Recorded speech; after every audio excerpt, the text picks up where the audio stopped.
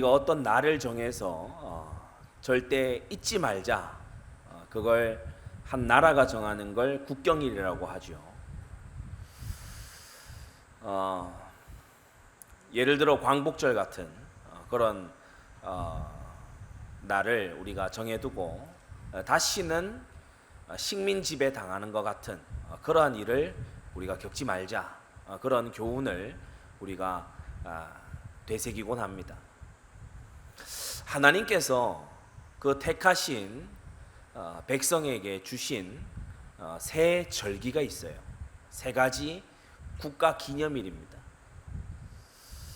이스라엘 전 국민이 반드시 준수해야 될, 기억해야 될 그러한 절기임과 동시에 하나님 백성에게 반드시 기억되어야 될 그런 절기가 세 가지죠. 그래서 이 세 가지 절기를 잘 들여다보면 복음을 깨닫게 되고, 또 하나님과 동행하는 인생을 깨닫게 되고, 영원한 천국에 대해서 이제 깨닫게 되는 것입니다.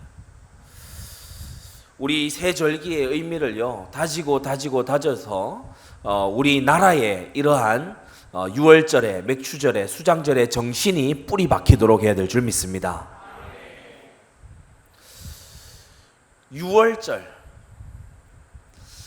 하나님의 심판이 지나간다는 거예요. 6월에 간다는 거예요. 지나간다는 거죠. 우리는 흔히 생각합니다. 영적 문제와 이런저런 것에서 우리가 구원받았지 않냐. 가장 크게 우리가 구원받아야 될 것은 하나님의 진노로부터 우리가 구원받아야 돼요.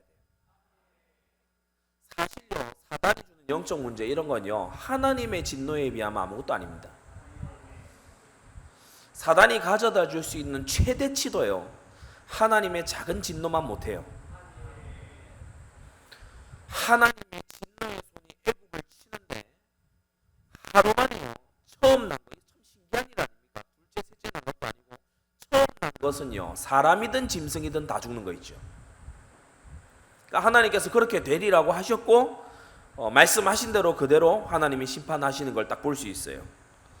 언제든지 하나님의 심판과 징계는요, 그들이 저지른 죄악과 굉장히 닮아 있습니다. 그래서 신앙생활 잘하는 성도들은요, 징계를 받으면서 무슨 죄를 내가 빨리 회개해야 된다, 이걸요 눈치 빠르게 빨리 딱 깨닫습니다. 애굽이 지금 회개해야 되는 죄악이 뭐예요? 바로 하나님의 장자민족 되는 이스라엘을 아주요 이 궁핍하게 하고 아주 이 못살게 군 그러한 죄악을 하나님 앞에 회개해야 되는 거예요. 이스라엘은 모든 민족 가운데 하나님의 장자민족이거든요. 하나님이 먼저 택하신 민족이거든요. 이 이스라엘 히브리인들을 굉장히 노예 삼고, 그것 노예 정도가 아니고 완전히 학살까지 하는 이러한 형태가 되니까 하나님께서요, 애굽 온 집의 장자들이 끊쳐지는 그런 일을 하나님께서 일으키시는데, 그 저주와 재앙 가운데에서 구원함을 얻게 되는 그 날이 바로 유월절입니다. 성도 여러분, 지옥은 당연한 것이되 형벌은 당연한 것이되 구원은 하나님의 은총인 줄 깨닫게 되기 바랍니다. 예수님을 믿지 않고 마음에 평안이 없어서요, 허무함을 못 이겨서 술에, 약에 쩔어서 살아갈 그런 인생은요, 사실은 당연히 그렇게 살아가는 겁니다. 하나님을 상실했는데 정신이 말짱하다, 그것만큼 우둔한 게 없어요. 그 짐승 수준이라야 그렇게 살 수 있습니다. 하나님을 상실하면요, 사람은 제정신으로 살 수가 없어요. 미쳐서 살아가게 됩니다. 평생에 미친 마음을 품고 살아가게 되는데, 우리가 이와 같은 저주와 형벌에서, 이러한 영적인 어려움들 속에서 우리 또한 구원받은 줄 믿습니다. 사람이요, 구원받아 거듭나게 되면요, 새 사람이 돼요. 누가 뭐라고 해도 예수 생명이 그 안에 들어가게 되면요, 생명의 새 역사가 터져나온 줄을 믿습니다. 복음이 생명으로 그 사람 속에 자리 잡으면요, 이상하지요. 하나님의 사신 역사의 체험이 그에게 일어나기 시작합니다. 오늘도 교회에 이제 오후 예배 준비하려고 이렇게 교회 주변을 돌아보다가 한 이 친구가 이제 들어오는 걸 봤어요. 초등학교 6학년 친구인데, 이제 전도 받아가지고 교회에 오늘 처음 예배드리러 나온 거예요. 너무 귀하지 않습니까? 저한테 인사를 시키고 서로 얘기하고 이렇게 했는데, 여러분 구원받으면 예배하고 싶어집니다. 거듭나면요 하나님 앞에 나와서 경배드리고 싶어집니다. 거듭난 자는요 하나님을 찾게 되는 거 있지요. 사람이 혼수 상태에 있을 때는요 링거 맞고 누워 있어야 돼요. 그러나 사람이 기력을 어느 정도 차리면요 목마름과 배고픔이 그에게 있기 시작합니다. 마찬가지로 우리는 하나님의 말씀에 오늘도 배고픕니다. 진리의 강물을 오늘도 마셔야 되겠어요. 죄의 사함을 받은 자는요 죄에 대해서 애통하고 죄를 멀리하는 삶을 시작하게 되는 거 있죠. 그래서 유월절에 이어 7일간의 무교절이 있다고 했죠. 누룩을 넣지 않은 떡을 먹으면서, 그러면서 이 누룩처럼 번져가는 그러한 죄를 우리 인생에서 이제 빼내고 버리는 그러한 절기를 하나님이 주신 거예요. 유월절이 새 사람으로 시작하는 것이라면 무교절은 새 사람으로 살아가는 것입니다. 여러분 누룩처럼 번져가는 죄가 여러분 삶에 자리 잡지 못하도록 하십시오. 곰팡이가 이렇게 막 번져가면요 참 이걸 자리 잡고 나면은 이 청소하기가 어렵습니다. 제가 군대 있을 때 카투사 그 베럭스 관리, 미군 부대 베럭스, 그러니까 병사들의 병영 관리하는 게 제 일이었어요. 은근히 제 권력직에 속한 일이라, 왜냐하면 좋은 방을 제가 어디다 딱 알고 있거든요. 그러니까 저보다 계급 높은 미군들도 와가지고요 좀 좋은 방 있냐고, 제가 영 마음에 안 들면은 찾아보겠다 그러고 얘기 안 해줍니다. 그런데 좀 이렇게 나하고 친한 어떤 미군이 있다 이러면요 좋은 방으로 딱 이렇게 옮길 수 있도록, 왜 계급이 이제 프라이빗에서 코포럴로 이렇게 진급을 하게 되면 방을 4인 1실에서 2인 1실 뭐 이런 식으로 이제 옮겨가거든요. 거실을 공유하고 베드를 따로 쓰는 이런 것으로 이제 옮겨가는데, 그 중에는 곰팡이 많이 피어 있는 방도 있고 어떤 방은 곰팡이 없는 방도 있단 말이에요. 제가 마음에 드는 사람, 좋은 사람이 곰팡이 이거 권력 자리죠. 굉장히 이렇게 잘 보이고 싶어하는 그런 자리죠. 근데 뭐 이 권력만 있는 게 아니고요. 그 방이 비게 되면 이제 제가 청소해야 됩니다. 가가지고 청소하는데 곰팡이가 아주 자리 잡은 데는요 어려워요. 뭐 세제를 쓰고 어떻게 하고 환기를 하고 다 해도요 이 곰팡이가 거의 뭐 이 벽지 수준으로 남아 있어요. 그런데 곰팡이가 이제 막 조금 피는 거 있잖아요. 그건요 한번 쓱 닦으면 끝납니다. 죄는 곰팡이 같은 거거든요. 여러분 죄가 자리 잡지 않도록 날마다 회개하는 삶을 사십시오. 날마다 몸만 씻지 말고 마음을 씻는 우리가 돼야 돼요. 그래서 무교절의 이 비밀을 가지고서 누룩 없는 떡이 되었기 때문에 이제 누룩처럼 번져가는 죄를 멀리하는 이러한 삶을 거듭난 신자들은 살아야 된다. 두 번째로, 그러면 누룩 없는 떡이 되기 위해서 우리는 어떠한 기준을 가지고서 죄를 멀리할 거냐? 세상 민형법이 정해놓은 죄가 있을 수 있습니다. 그거는 세상 기준이고, 하나님은 뭘 죄라고 하시냐? 그렇기 때문에 계명을 배워야 되겠지요. 하나님이 뭘 죄라고 하시냐? 우상 숭배를 죄라고 하시는구나. 하나님의 이름을 경홀하게 막 부르는 거, 그런 것을 죄라고 여기시는구나. 안식일을 어기는 거, 그 죄라고 여기시는구나. 하나님은 이걸 죄라고 여기시는구나. 배워서 여러분 죄 멀리하게 되기를 바랍니다. 그러면서요 하나님의 신에 감동되면요 계명 순종이 쉬워요. 하나님의 신에 감동함을 입은 사람은요 의무가 아니라 기쁨으로 하나님의 말씀을 순종할 수 있게 되는 겁니다. 이 맥추절을 히브리어로 뭐라고 부르는가 찾아봤더니 샤부아라고 한대요. 샤부아. 이 샤부아라는 뜻이 뭐 여러 뜻이 있습니다. 맹세하다, 굉장히 중요하다, 뭐 7번 반복하다, 뭐 이런 뜻이 있습니다. 아마 77절을 표시하기 위해서 샤부아 7번을 반복했으니까 샤부아라고 부르는 것 같은데, 이 뜻을 묵상해 보면요 참 신기해요. 맥추절인데, 첫 소산을 드리는 맥추절인데 왜 히브리어에서는 샤부아 완전하다 이렇게 불렀냐? 여러분 사실요 사람이 시작을, 첫 단추를, 첫 소산 받침을요 제대로 하게 되면 나머지가 완전해지게 돼 있는 거 아니에요? 첫 스타트를 잘 끊어야 돼요. 사람이 첫 단추를 잘못 딱 꿰게 되면은 삶이 이상하게요, 이 비틀거리게 됩니다. 여러분이 직분을 시작할 때에, 여러분이 어떤 직장에서 사명 감당을 시작할 때에, 또는 어떤 사람에게 복음을 전하는데 첫 복음이 딱 들어갈 때에 첫 단추가 너무 중요하죠. 맥추절은요, 약속의 땅에서 시작하는 첫 절기였어요. 여러분, 우리는 인생을 시작할 때, 무언가를 시작할 때 하나님 말씀으로 시작해야 됩니다. 성령 감동 받아서 시작해야 돼요. 무턱대고 시작하고요, 밀어붙이기 식으로 시작하는 게 아니고 응답 받고 시작해야 됩니다. 셋째, 수장절이에요. 추수감사절이기도 하죠. 우리의 영원한 장래에 대해 하나님이 보장하시고 약속하신다는 것입니다.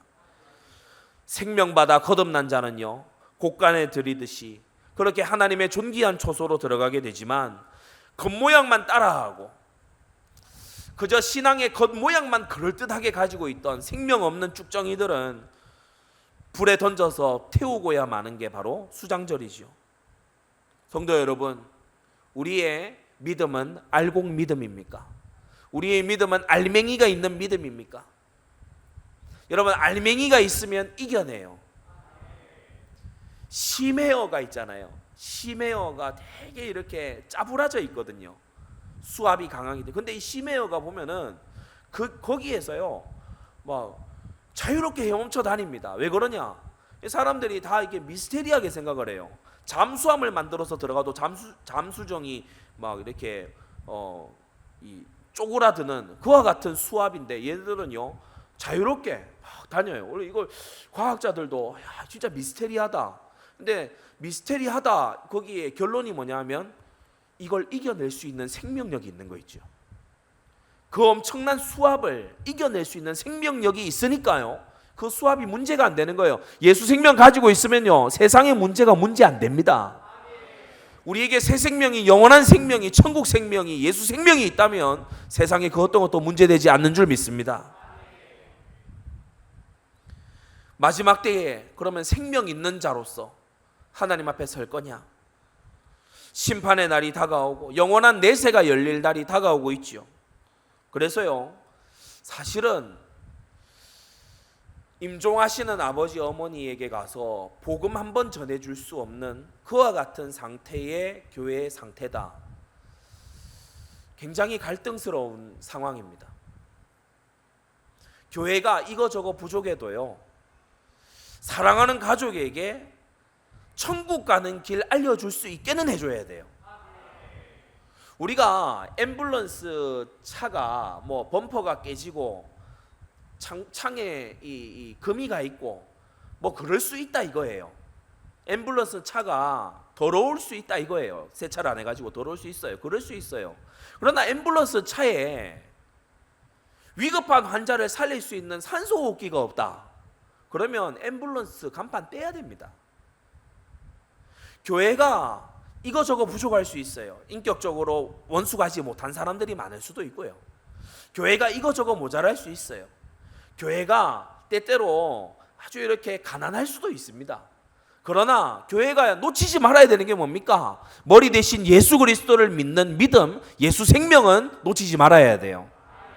적어도 교회에서 2년, 3년, 5년 신앙생활을 했으면요, 임종하시는 부모님에게 예수님을 정확히는 전할 수 있어야 돼요. 그게 없다면 교회로서의 무슨 기능을 하는 것이겠습니까? 성도 여러분, 영원한 내세가 다가옵니다. 예수 생명이 있는지, 참으로 거듭났는지, 나는 하나님의 자녀인지 여러분 정말 점검하고 주변을 점검해 주시는 여러분 되시기 바랍니다. 오늘날 사각지대가 많다고 했지요. 피언약이 사라진 교회들이 많아요. 고등학교 때 저희 학교에 인근교회 전도사님이 이렇게 기독 동아리 예배 인도차 오셨어요. 그때 제가 인도하는 이 국기개양대 기도 모임이 기독 동아리보다 컸어요. 그래서 막 이러니한 일 아닙니까? 한 학생이 이렇게 모임을 가지는 기독교 관련 모임이 기독교 동아리보다 크다는 게. 아무튼 우리가 다 단체로 기독교 동아리에 갔어요. 와달라고 요청이 있어서 갔어요. 그날 메시지를 하는데 멘토와 멘티에 대해서 아직도 기억하잖아요. 멘토와 멘티에 대해서 계속 얘기를 하면서 정말 제가 충격받았어요. 예수님의 이름으로 기도합니다 에서 예수님 한 번 나왔어요. 거기에는 친구들을 데려온 애들도 있었고 기독 동아리 모임을 활성화시키기 위해서 열정을 가진 그러한 학생들도 있었는데 모 교회 전도사님이 오셔서 말씀을 전하는 중에 예수님이 단 한 번도 나오지 않더라고요. 기도하고 마지막 마칠 때만 예수님이 나오더라고요. 그래서 제가요 너무 이 복음 전도의 가슴이 뜨겁던 그런 10대 시절 아닙니까? 그래서 나오면서 전도사님에게 전도사님 예수님을 좀 전해줬으면 좋겠어요. 제가요 그분이 얘기하는 걸 듣고 제가 더 깜짝 놀랐잖아요. 모든 말씀에 예수님이 나와야 되는 건 아니야. 저에게 가르치듯이 모든 말씀에 예수님이 나와야 되는 건 아니야 라고 얘기하더라고요. 여러분 그게요 교회 교역자가 하고 있는 얘기입니다. 우리는 다 까먹어도 예수님을 말해야 돼요. 천지에 있는 이름 중에 구원 얻을 유일한 이름은 예수 이름밖에는 없는 겁니다. 이름을 말할 거라면 예수 이름을 말해야 돼요. 공로를 말할 거라면 십자가 공로를 말해야 돼요. 자랑할 거라면 부활 생명을 자랑해야 되지 않겠습니까? 한국교회 사각지대 심각합니다. 멘토 잘 만들고 멘티 잘 되면 인생이 이런저런 모양으로 성공할 수도 있겠지요. 예수 없는 성공이 뭐 대단한 성공이라고 그럽니까? 그리스도 없는 성공이 뭐 대단한 성공이라고 그렇게 자랑하고 있습니까? 복음 전할 전도에 무능에 빠져 있으면서 내 옆에 갈급한 영혼이 와 있어도 복음 한번 전하지 못하면서 그에게 영원한 생명을 줄 수 있는 실력도 없으면서 무슨 세상 스펙이 있다고 어깨를 의시대고 있습니까? 여러분 사각지대입니다. 우리가요 예수 생명 가지고 살려내야 됩니다. 예수님을 자랑해야 돼요. 우리 구미 안디옥 교회 성도들 만나니까 예수님 자랑하더라. 구미 안디옥 교회 성도들은 진짜 예수쟁이다. 여러분 이렇게 되기를 바랍니다. 그리스도가 사라진 교회 설마 그럴까요? 현장 가보세요. 설마 그럴까요? 전도해 보시라니까요. 들어보세요. 그냥 따발총처럼 막 전하지 말고 한번 물어보세요. 이번 주 강단 말씀 기억이나 하고 있는 성도들이 있는지 여러분 한번 물어보세요. 계명과 말씀은요 배우지 못해서 무지한 경우들이 너무 많습니다. 우리 교회에서 도르트 신조를 수련회 때 한다 그러니까요 막 놀래요. 국내 외적으로 다 놀래요. 스페인에 있는 제 신학교 동기는 도르트 신조를 그렇게 하는데 성도들이 오냐고 묻더라고요. 온다. 1년 전부터 준비해서 온다. 우리가요 신앙의 뼈대를 세우고 계명을 배우고 말씀을 배우는 이 일에 우리의 행복이 있고 보람이 있는 줄 믿습니다. 말씀은 하나님이시거든요. 하나님을 알아가는 거거든요. 나를 위해 살찌고 피 흘리신 예수 그리스도를 알아가는 거거든요. 얼마나 감격스러운 일입니까? 그러나 죽정이와 염소에게는요 이게 전혀 감격이 아니에요. 복음을 이용해서 한 자리 해보는 거, 복음을 이용해서 응답 한번 받아 챙겨보는 거, 복음을요 이용해가지고 한번 이렇게 죄 마음껏 지어보는 거, 방탕하게 살고도 양심을 훌훌 털어버리는 거, 이게요 죽정이와 염소들이 원하는 거지요. 여러분 회개가 없는 복음은 가짜 복음입니다. 그리스도의 보혈은 하나님의 아들의 목숨값은요 우리에게 죄로부터 철저히 돌아설 것을 요구하고 있어요. 오늘 이 피언약을 붙잡고 인생의 전반기를 보내고 있는 이 다윗이요 문제를 보고서 낙심해 버린 게 아니고 문제를 보고서 사명으로 딱 잡은 거 있죠. 우리 모든 성도님들은 문제 속에서 사명 찾게 되기를 바랍니다. 문제의 원인을 잘못 찾으니까요 원망만 늘어나요. 문제를요 깊이 들여다보지 못하니까 문제를 통해서 피상적인 대안만 이렇게 자꾸 찾으려고 해요. 그러나 문제를 정말 제대로 딱 봤다는 증거로 사명을 찾게 됩니다. 여러분이 버려지고 방치된 현장이요, 내 사명으로 잡게 되면 그때부터 하나님께서 예비하신 힘이 주어지게 되는 것입니다. 우리 본론에 들어가서 말씀을 좀 받겠는데요, 이스라엘의 오래된 문제는 뭡니까? 이스라엘의 오래된 문제는 국력이 약하다는 게 아니었어요. 사울의 왕조가 문을 닫았다, 이게 문제가 아니었습니다. 주변국들이 너무 드세다, 이것도 문제가 아니었어요. 이스라엘의 문제 중에 문제는 바로 참된 문제를 인식하지 못하는 문제였습니다.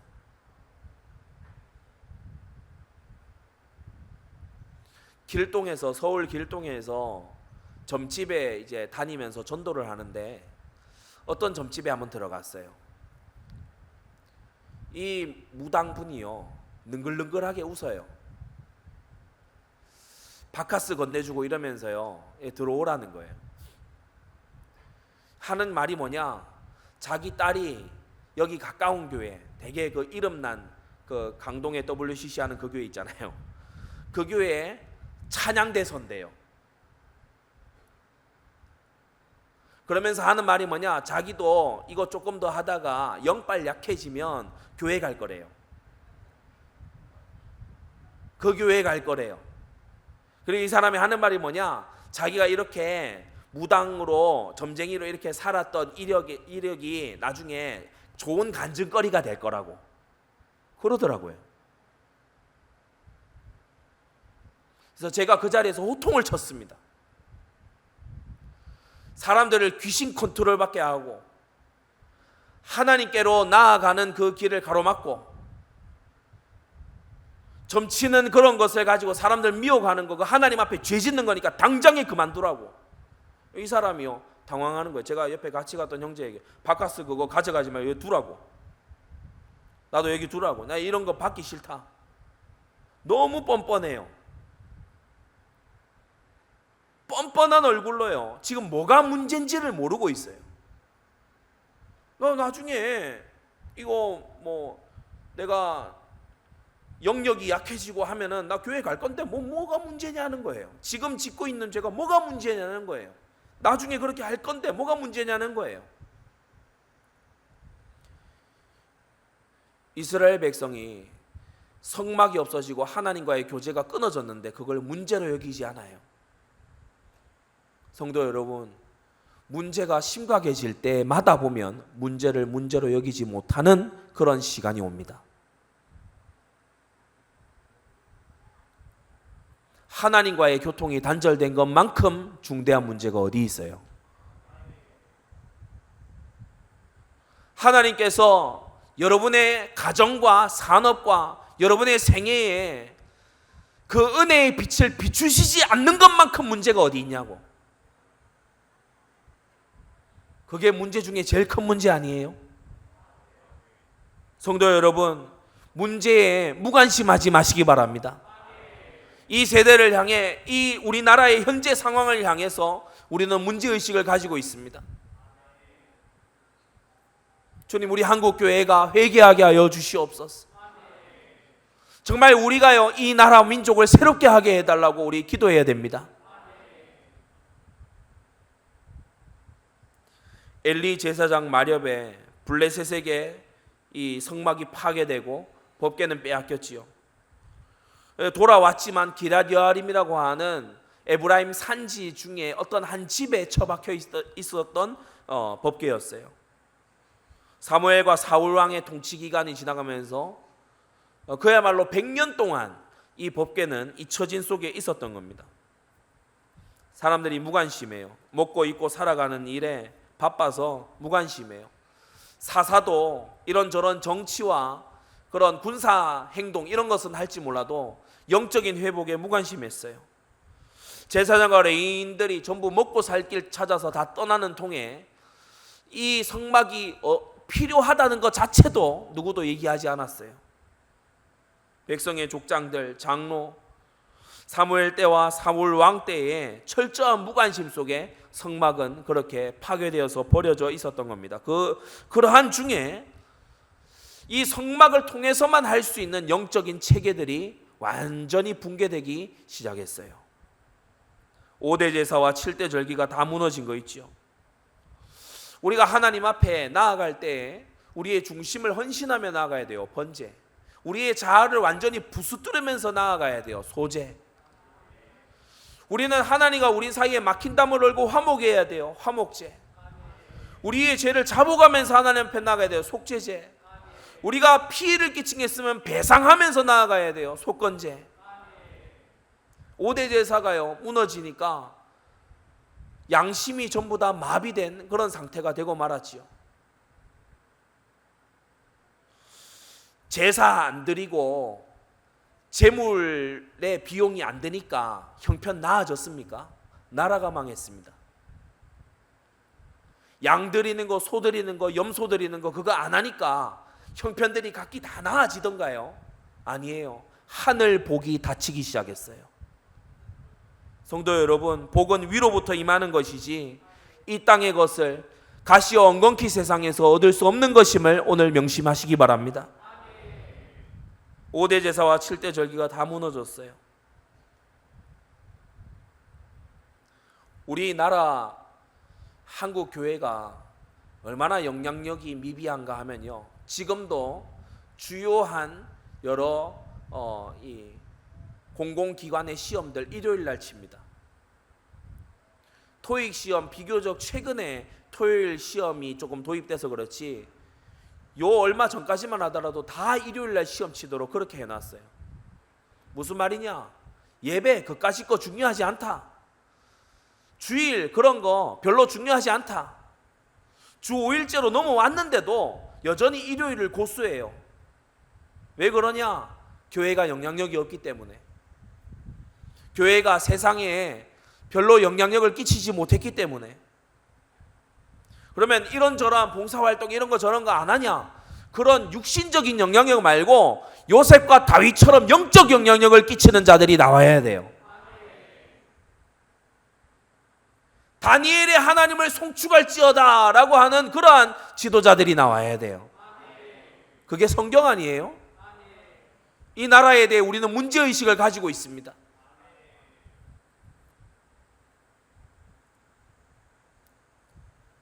마흔여덟 개 성읍이요 전부 불량자들의 성읍이 되고 말았어요. 원래 이 48개 성읍은 하나님이 처음 디자인하실 때 말씀 성읍이었습니다. 하나님의 말씀을 구체적으로 배우는 그러한 거점이 되는 성읍들이었어요. 오늘날 우리로 말하면 지교회와 같은 것이죠. 지교회가 텅텅 비고 지교회에 전도되어 나오지 아니하고 그렇게 되어 있는 상황들, 우리가요 지역의 작은 교회들, 무너져가는 시골 교회들 바라보면서 우리는요 마음이 아파야 됩니다. 그래서 이번에 성경학교 전에요 어린이 집중 전도 주간을 가지자 그랬어요. 각 지교회들마다 어린이 전도가 일어나고 있더라고요. 너무나 감사한 일이죠. 여러분, 우리를 통해서 복음이 전파돼야 됩니다. 지교회가 있는 지역에요 사실 그렇습니다. 나이 들어서 자기 것으로 틀이 딱 갖추어져 있는 어른이 5명, 10명 있는 것보다요 어린아이 2명 있는 게 더 나아요.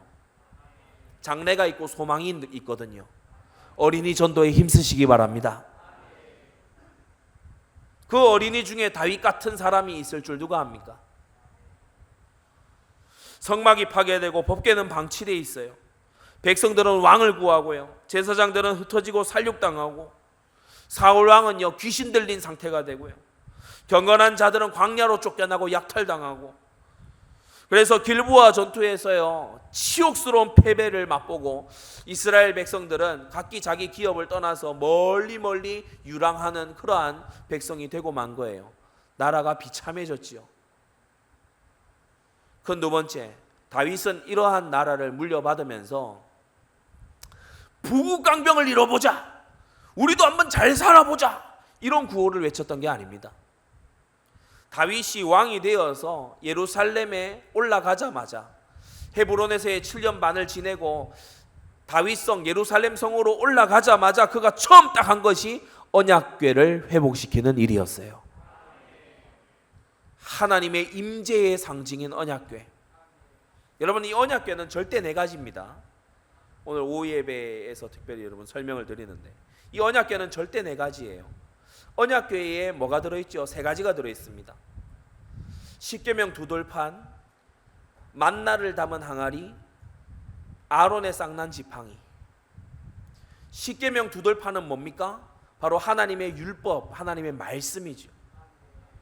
만나는 뭡니까? 광야에서 하나님께 먹을 것이 없습니다 구했을 때 하늘로부터 내려온 응답입니다.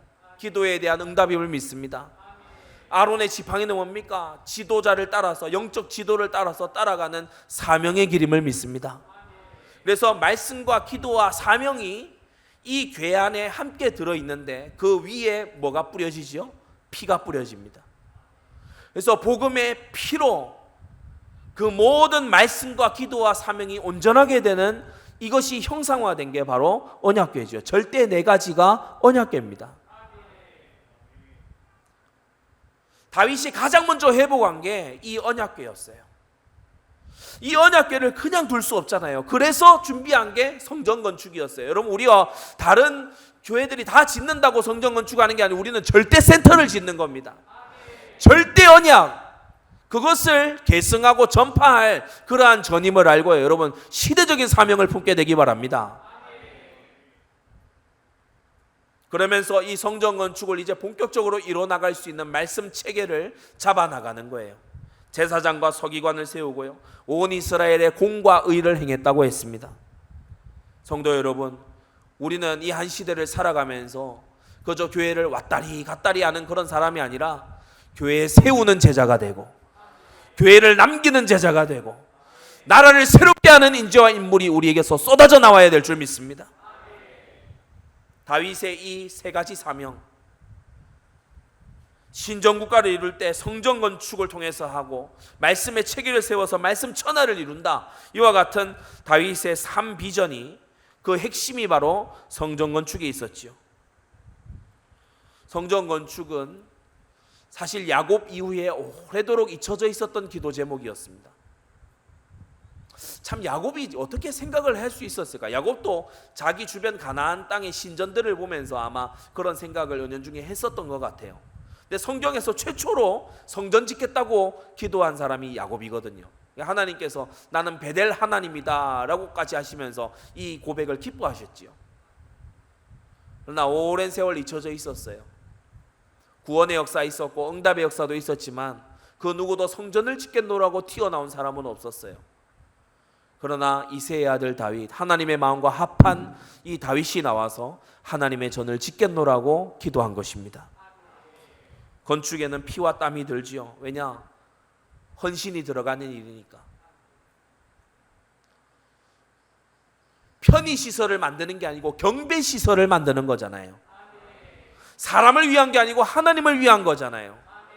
그러니까요, 사람의 동기로 가지고는요, 사람의 인간적인 그런 수단과 동기를 가지고서는요, 어려운 일이 성전 건축입니다. 괜히 돈 낭비하는 것 같고, 이렇게 비용이 들어야 되나 싶고, 그렇게 보일 수 있는 일이 성전 건축이죠.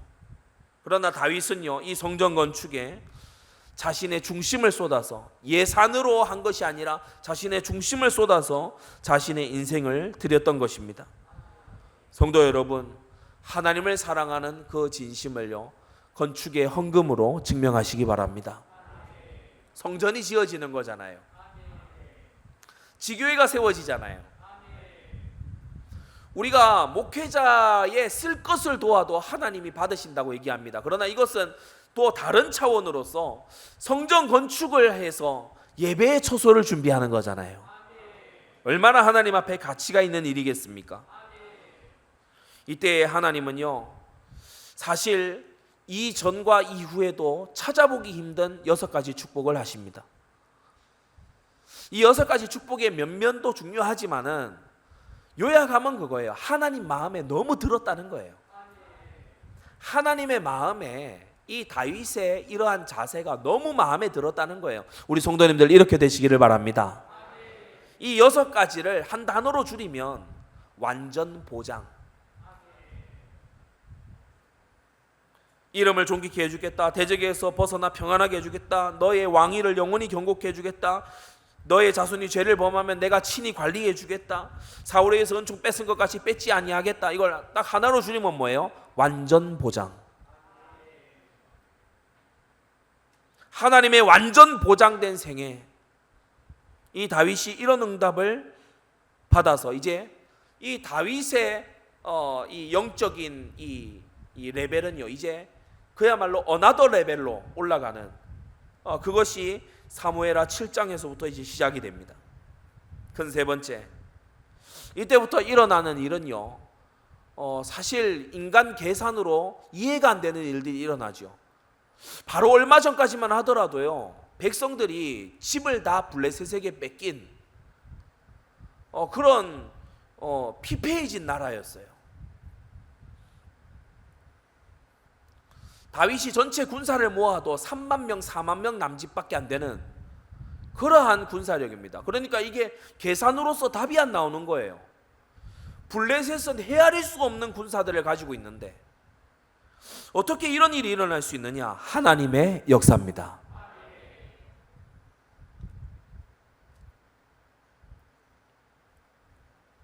최근에 어떤 일이 있어서 제 대학 동기 형님인데 저보다 나이는 한 살 위인데 학번은 같아요.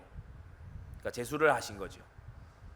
네, 이 형님이 이제 지금 변호사가 돼가지고 어디 기업에서 이제 하고 있는데 최근에 어떤 일 때문에 연락을 하게 됐어요. 근데 저를 기억을 하고 우리 교회까지 기억을 다 하고 있더라고요. 그래가지고 그 안디오 거기 교회가 그 서울에도 있는 그 교회가 그 너네 교회야? 이렇게 묻더라고요. 맞다고. 서울에 있고 또 어디 있어? 하면 되게 궁금한 게 많은 것 같아요. 막 물어요. 그러니까 이 형님이 제가 고사상 엎을 때 제 옆자리에 앉아 있었던 형이거든요. 신입생 때 1년 내도록 저한테 하나님의 아들 이렇게 불렀던 너는 하나님의 아들, 난 서민의 아들 이러면서 그랬던 그 형입니다. 오랜만에 전화를 해서 이런 어떤 일 때문에 연락을 해가지고 이제 물어보기도 하고 이렇게 하는데 너무요 받으면서 궁금해하고 제가 목사가 됐다는 거 진작에 뭐 소식을 다 들었다 알고 있다 또 궁금해하고 막 그렇게 하더라고요. 여러분은 불신자에게 궁금증의 대상이 되시기를 바랍니다. 어떻게 저런 일이 있지? 어떻게 저렇게 되어가지? 그런 궁금증의 대상이 될 때에 하나님은 우리를 통해서 영광 받으시는 거지요. 우리는 하찮게 살도록 부름받은 사람들이 아닙니다. 우리의 아버지 하나님은 위대하신 하나님이세요. 그래서 기도가 커져야 돼요. 여러분의 결단과 헌신의 크기도 커져가야 됩니다. 블레셋을 완전 정복했는데 한 성을 빼앗음으로 인해서요 4개의 성이 다윗의 수중에 떨어졌어요. 메덱 암마라고 하는 병참 도시를 다윗이 장악해버린 거예요. 사실 가사, 아스돗, 아스글론, 에그론 이 성들을 각계 격파하려고 하면요 너무 어렵거든요. 근데 메덱 암마라고 하는 병참 도시가 되는 이 도시를 장악을 하니까 이 4개 도시가 자연스럽게 와서 항복을 하는 그러한 일이 벌어지게 된 겁니다. 모압이 종이 되어서 조공을 바쳤고요. 소바의 하다데셀이 역시나 조공을 바치고 다메섹 아람 사람들이 또 조공을 바치고 하마당 도이 이 사람은 또 왕이 경쟁에서 이제 밀려 있었는데 다윗이 자기의 적을 꺾어줬지요. 그러니까 이 도이는 또 예물을 들고 나와서 금방패를 막 선물하고 이런 식으로 이제 굴복이 아니고 여기는 완전히 또 호의를 가지고서 선물을 하게 되고 에돔에는 수비대를 설치해 가지고 에돔 사람들이 반역하지 않도록 그렇게 또 관리하게 되고 암몬 족속을 정복하게 되고 블레셋의 장대한 장수들 다 쳐서 죽여서 후한을 전부 없앤 그러한 다윗의 왕국을 우리가 볼 수 있습니다. 시대의 문제가 나의 사명이 된 그날부터 다윗에게 새로운 생애가 열리기 시작하는 거 있죠. 우리 성도님들 가운데 이러한 생애가 시작되기를 바랍니다. 우리 엉뚱한 거에 열내지 맙시다. 쓸모없는 것에 시간 쓰지 맙시다. 전혀 이득 안 되는 것에요 부득부득 감정 쓰지 마세요. 하나님이 내게 주신 사명에 인생을 넣으시기 바랍니다. 마지막 네 번째, 오늘 1, 2, 3, 4번 중에요 사실 가장 우리가 주목해야 될 것이 이 4번입니다. 흔히 많은 사람들이요 성전 건축하겠노라 하나님이 주십니다. 채워주십니다. 기회를 열어주십니다. 받으면 변질돼요. 축복 좀 받으면 사람이 뒤로 나자빠져요.